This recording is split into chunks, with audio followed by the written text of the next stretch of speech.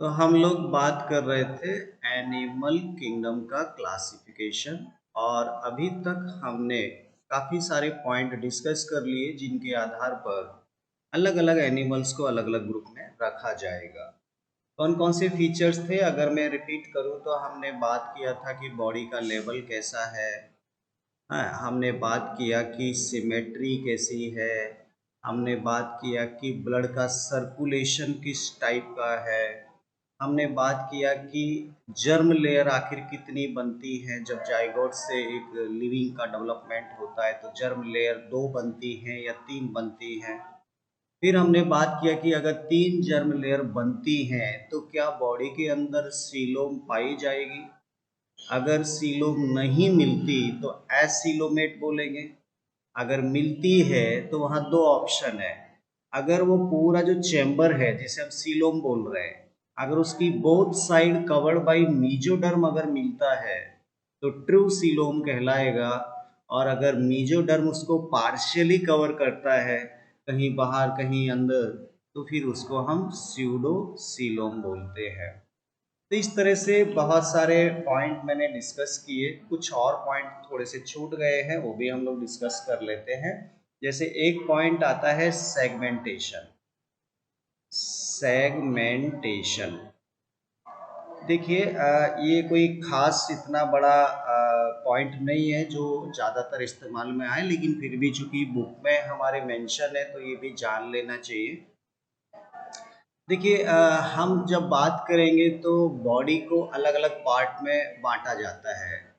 हाँ, जैसे हमारे बॉडी को भी अगर आप बात करेंगे तो हमारे हेड अलग होता है, ट्रंक अलग होता है। हेड के बाद लिम्स होती है, ऐसे अलग अलग बॉडी के पार्ट होते हैं, हम कोई भी नाम उनको रख सकते हैं। तो यहाँ पर खास तौर पे हम बात करेंगे जब अर्थवॉर्म आएगा। अर्थवॉर्म अर्थवॉर्म आपने देखा होगा, बरसात में जो केंचुआ निकलता है उसका बॉडी कुछ इस तरह से इलोंगेटेड होता है, वर्म के जैसा है। और इसकी बॉडी में हम देखते हैं कि छोटे छोटे सेगमेंट होते हैं। और इस सेगमेंट होने से बाहर से ही आपको दिखाई देगा जैसे बॉडी में छोटे छोटे टुकड़े हो रहे हैं, इस तरह से। तो ये जो बॉडी है वो सेगमेंटेड बॉडी कहलाएगी। बॉडी कैसी है? सेगमेंटेड। और खास तौर पे इस अर्थवॉर्म के अंदर ये जो बॉडी इस तरह से सेगमेंटेड हो रही है, इसमें एक खास बात और दिखाई देती है कि लगभग हर सेगमेंट के अंदर जो इंटरनल ऑर्गन होते हैं, जो पार्ट होते हैं, वो लगभग एक जैसे होते हैं। हालांकि एग्जैक्ट सब सिमिलर नहीं है, but they have most of same type of component in each segment. तो इस तरह का जब बॉडी, पूरा बॉडी ऐसे लगता है जैसे छोटे छोटे ये वाले टुकड़े जोड़ जोड़ के बॉडी को बनाया गया है। हाँ, तो ये इस तरह के एनिमल खास तौर पे हमको दिखाई देंगे जब हम एनेलिडा की बात करेंगे। एक फाइलम आएगा जहाँ पे अर्थवर्म आएगा। और इस टाइप के इस बॉडी के सेगमेंटेशन को एक नाम दिया गया है metameric segmentation. Metameric segmentation. Metameric का मतलब हर सेगमेंट का बेसिक जो स्ट्रक्चर है वो लगभग एक जैसा है, तभी तो ये मेटामेरिक दिया है। अब जैसे हम आर्थ्रोपोडा की बात करेंगे तो बॉडी में अलग अलग कंपोनेंट तो वहां पे भी रहेंगे।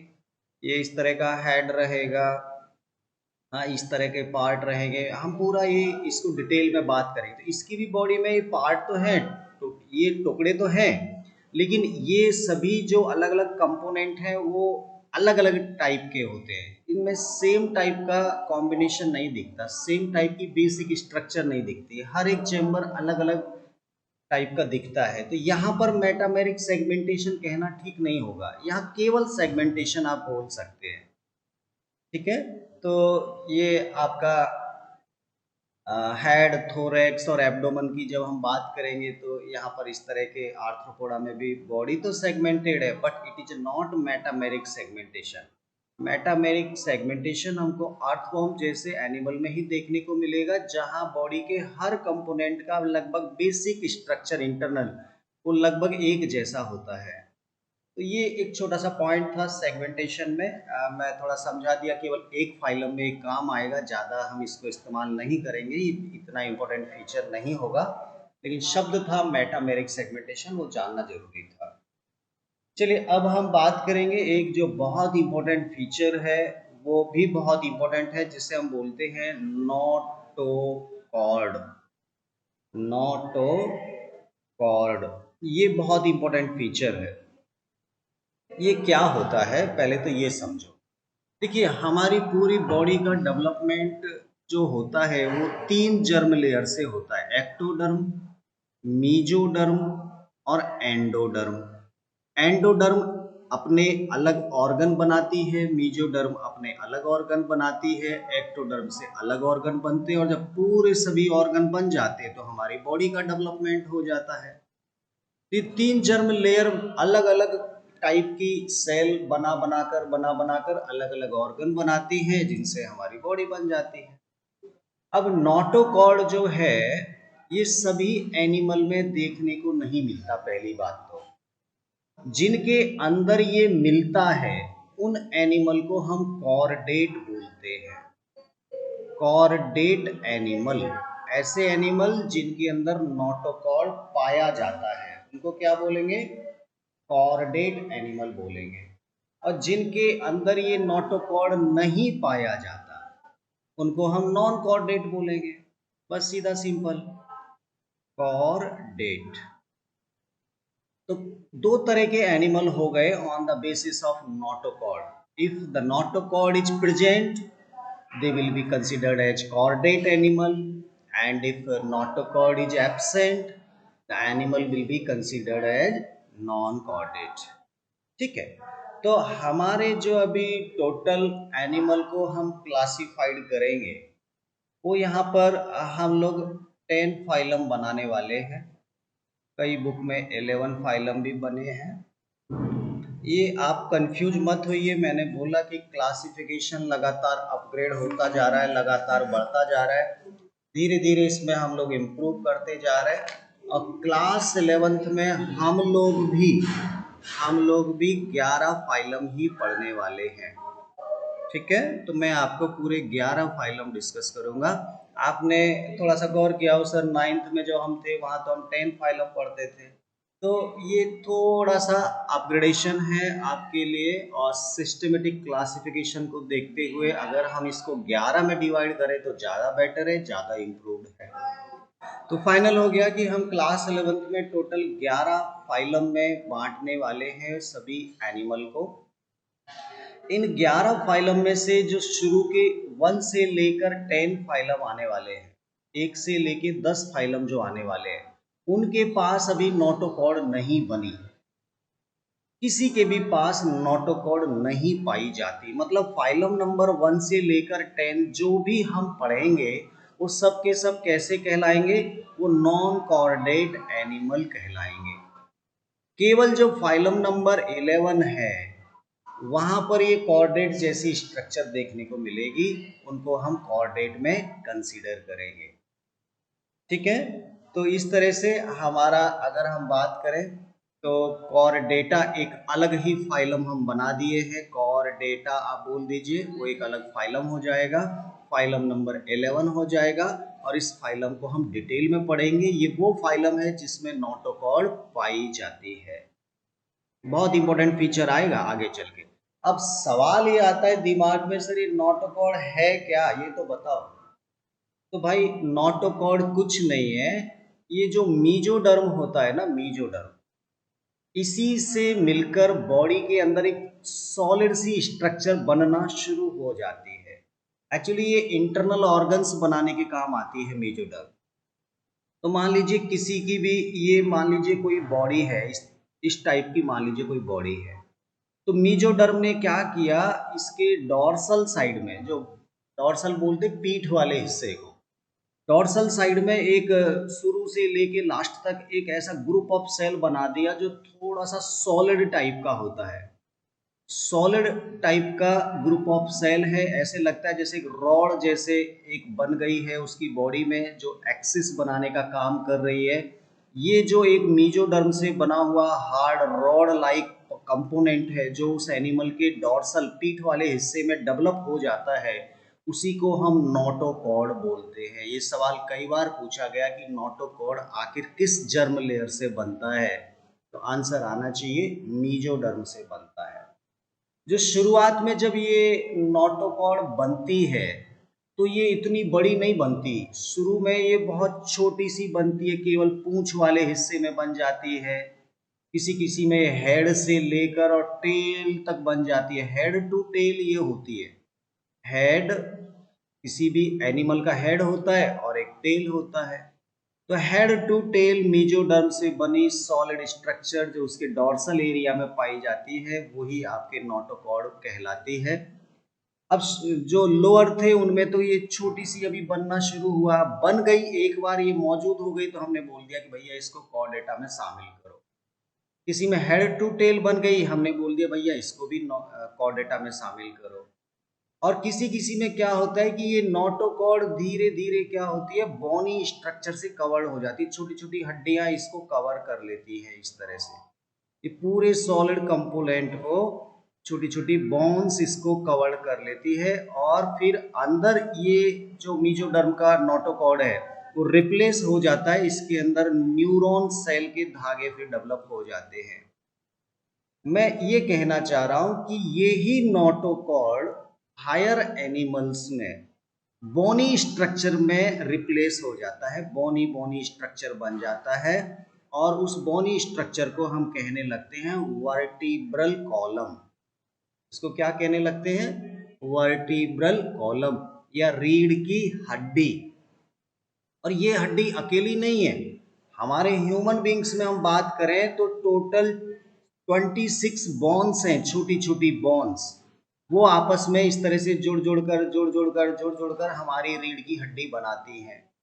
तो कहीं ना कहीं हमारे पास जो एम्ब्रियोनिक स्टेज में नोटोकॉर्ड था, जब हम जाइगोट से डेवलप हो रहे थे, उस वक्त मीजोडर्म ने जरूर ये नोटोकॉर्ड बनाया होगा, जरूर बनाया होगा नोटोकॉर्ड। लेकिन जब हम जन्म लेते हैं तब तक क्या हो जाता है, नोटोकॉर्ड धीरे धीरे बोनी स्ट्रक्चर में कन्वर्ट हो जाती है और हमारे अंदर नोटोकॉर्ड की जगह ये आपका स्पाइनल कॉर्ड दिखाई देना शुरू हो जाता है। हम रीढ़ की हड्डी के साथ पैदा होते हैं, ठीक है। तो रीढ़ की हड्डी वाले जितने भी जानवर हैं वो सब के सब आप उनको कॉर्डेटा ही मानिए। हालांकि ये जो बैकबोन है हमारी, जो डॉर्सल साइड में होता है, पीठ वाले हिस्से में जो ये स्ट्रक्चर सॉलिड डेवलप हो गई है, ये हमारा कॉर्डेटा में हमको शामिल करता है। तो जो भी एनिमल, चाहे आप स्नेक देखो, फिश देखो, क्रोकोडाइल देखो, एलिफेंट देखो, कैमल देखो, ह्यूमन बींग्स देखो, हम सबके पास हमारे बॉडी में जो मेन एक्सिस है हेड टू टेल एक सॉलिड स्ट्रक्चर पाई जाती है, इसीलिए हम कॉर्डेटा में आते हैं, फाइलम नंबर 11 में आते हैं। तो ये केवल जो सुपीरियर एनिमल है, जो एडवांस एनिमल है, केवल उनके अंदर ये पाई जाती है। शुरुआत में ये केवल टेल में रहेगी, बाद में हेड टू टेल रहेगी नोटोकॉर्ड के ही रूप में, और अगली स्टेज में ये नोटोकॉर्ड रिप्लेस होके वर्टिब्रल कॉलम में चेंज हो जाएगी, बोनी स्ट्रक्चर बन जाएगी। तो 3 स्टेज में देखने को मिलती है। 1, जब ये केवल पार्ट में है, छोटा सा सेगमेंट डेवलप हुआ। नंबर 2, जब ये केवल नोटोकॉर्ड एक सॉलिड स्ट्रक्चर दिख रही है आपको हेड टू टेल।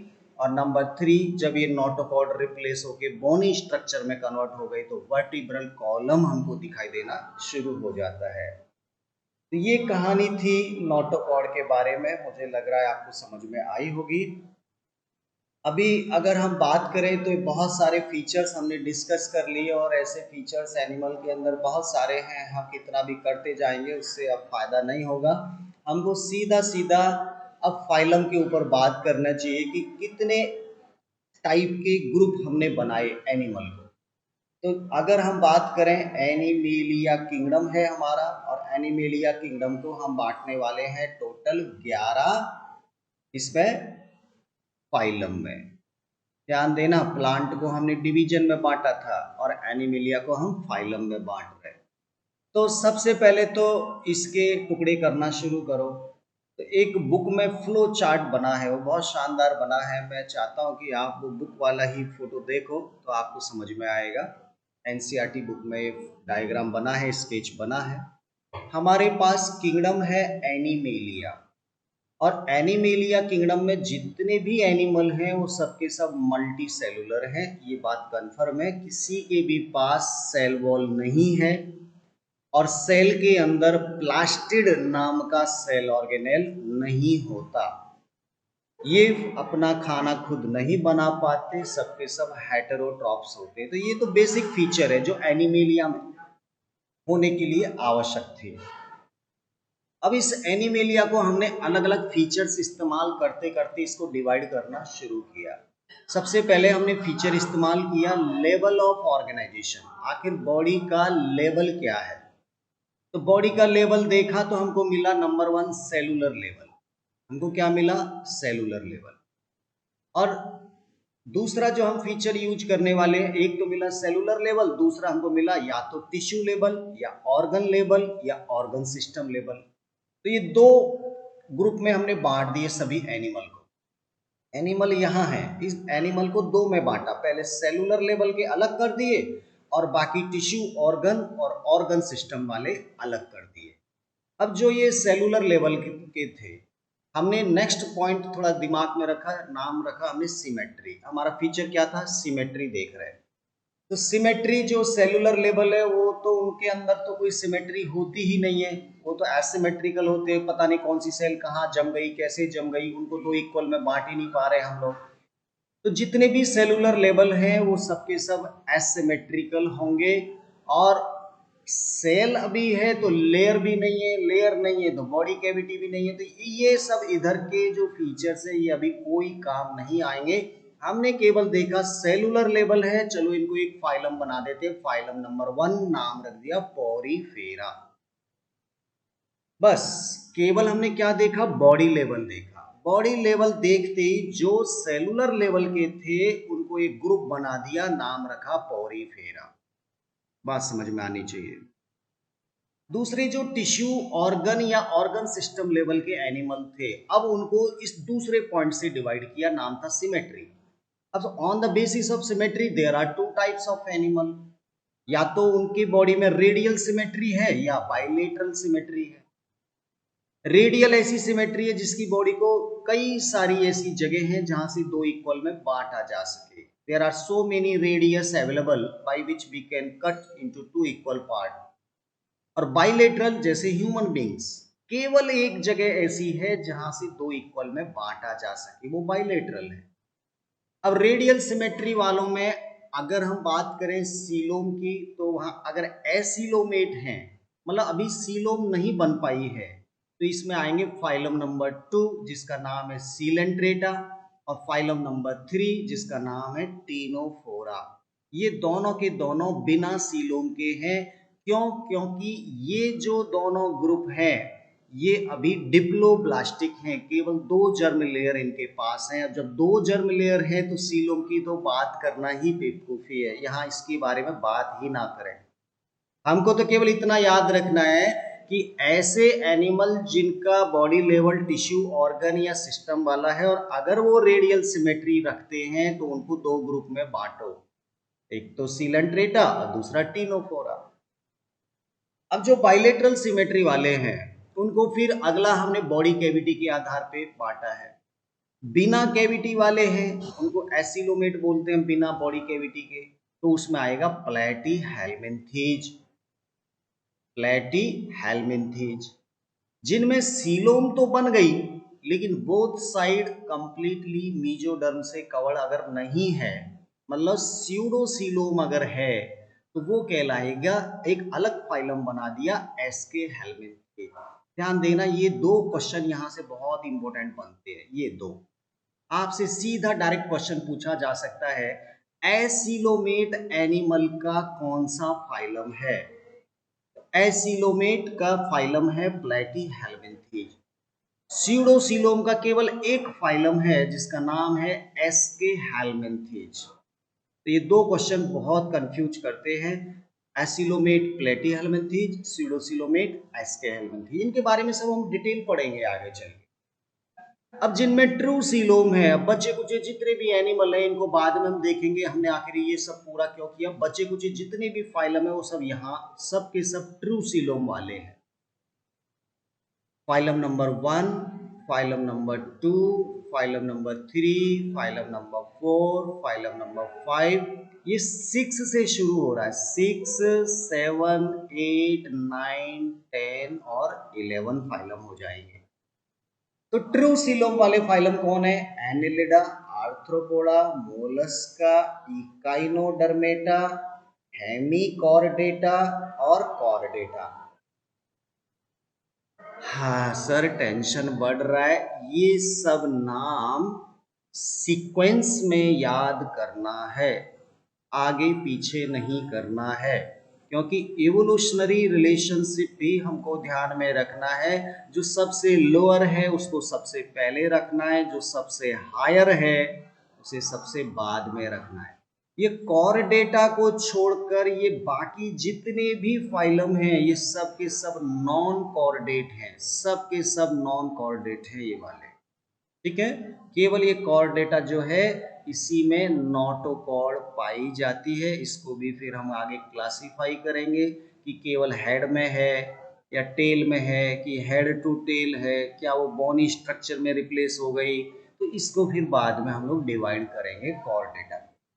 तो आज के लिए आपको टारगेट दे रहा हूँ कि ये 10 फाइलम आप सीक्वेंस में याद करके कल की क्लास में मैं आपसे बात करूँगा, आपसे पूछूंगा कौन कौन से 10 फाइलम हैं और वो भी सीक्वेंस में आप याद करके लाएं।